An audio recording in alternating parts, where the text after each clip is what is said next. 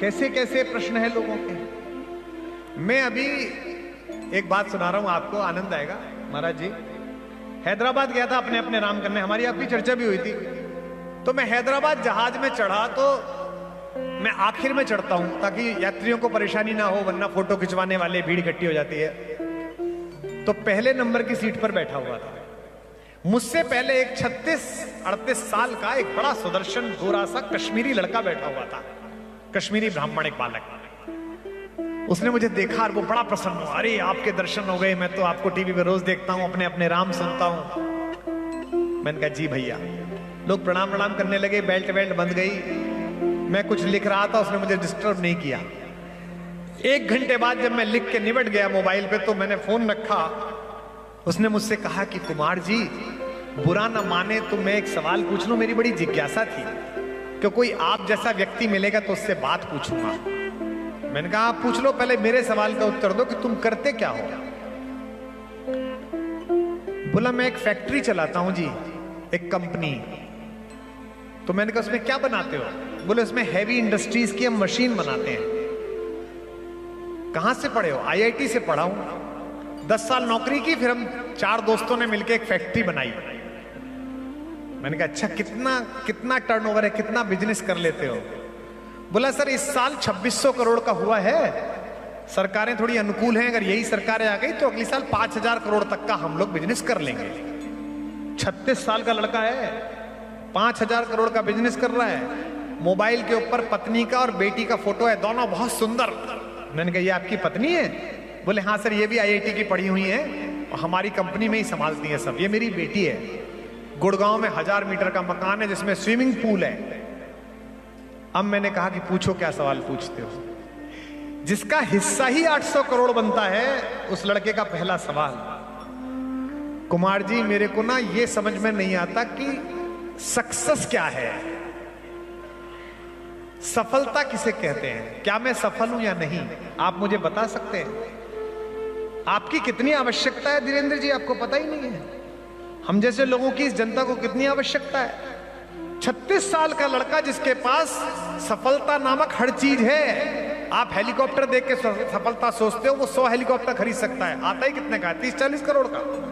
उसके पास तो 2600 करोड़ है। वो पूछ रहा है कि सफलता क्या है। मुझे आज तक कोई बता नहीं पाया। मैंने एक पंक्ति का उत्तर दिया, वो रोने लगा।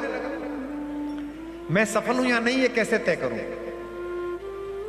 मैंने उससे कहा कि अगर आपके होने से संसार प्रसन्न है तो आप सफल हैं, और आपके होने से संसार दुखी है तो आप असफल हैं।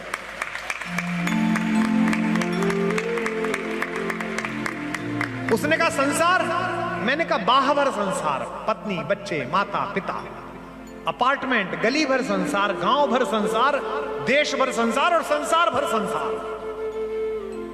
अब उसने मुझसे पूछा कि एक बात आप और पूछूं? मैंने कहा पूछो। बोले कल चैनल पे चल रहा था कि आप पार्लियामेंट जा रहे हो। हमें पता नहीं होता, पिछले 6 साल से जब भी पार्लियामेंट में कुछ होता है हम जा रहे होते हैं। खबर चलती है कि जा रहे हैं, फिर चलती है कि नहीं गए। हमें नहीं पता चलता, उधर चलती रहती है। और अभी आप इतने मुस्कुरा मुस्कुरा के लोगों से मिल रहे हो, आपको एंजाइटी नहीं होती? मेरे को तो बड़ी एंजाइटी होती है। 400 करोड़ का टेंडर भरता हूं, रात को नींद नहीं आती है कि मिलेगा कि नहीं मिलेगा। 2600 करोड़ का भैया आदमी कह रहा है कि एंजाइटी होती है। सुनो गढ़ा वालों, ये सुन रहे करोड़ों लोग। मैं पहले नंबर की सीट पर बैठा था। मैंने कहा सामने क्या दिख रहा है तुम्हें हवाई जहाज में? बोला जी बाथरूम। मैंने कहा उसके आगे? बोले पायलट का कमरा। मैंने कहा इसके अंदर 2 पायलट बैठे? बोले हाँ। मैंने कहा ये दिल्ली से हैदराबाद ले जा रहे हैं तो इनको सैटेलाइट बता रहा है कि कहां खराब हवा है और कहां अच्छी हवा है। अगर 32,000 फीट पे खराब हवा है तो ये 30,000 पे ले जाएगा, या फिर 34 पे ले जाएगा, 33 पे ले जाएगा। हमको पता ही नहीं चल रहा है कि हमें सही तरीके से ले जाए, इसके लिए क्या मेहनत कर रहा है, इसको दिखता है आगे तक का।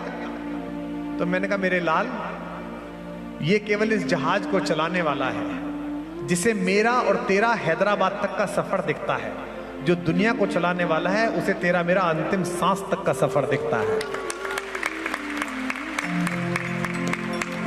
इसलिए उस पर भरोसा करो। इसलिए वर्षों से, सैकड़ों वर्षों से एक सुप्तावस्था में पड़े हुए इस देश को पुनर्जागरण की आवश्यकता है। प्रधानमंत्री जी ने कहा ना, काल चक्र की नई गति है, इसके साथ जो नहीं जुड़ेगा वो इसके नीचे दब जाएगा। शास्त्र को पढ़ने का यही फायदा है मंत्रियों और विधायकों, पढ़ा करो। हमने पढ़ा था महाभारत, तो हमको पता थी कि अगर मित्र दुर्योधन बन जाए तो कर्ण की तरह उसके रथ पे मत बैठे रहो, उतर के भागो, वरना ये भी मरेगा और तुमको मरवाएगा। तो तुझे तिहाड़ जाना है, तू अकेला ही जा। मेरे को तो बागेश्वर धाम जाना है अपने आप ने आराम करने के लिए भैया, मैं कहां जाऊंगा। तुझे कृष्ण जन्मभूमि जाना है, तू जा, मैं तो राम जन्मभूमि जाऊंगा। तो ये जो जागरण है, इससे बाहर निकलो, मेरा कबीर तुम्हें पुकारता है चलते चलते कल के लिए।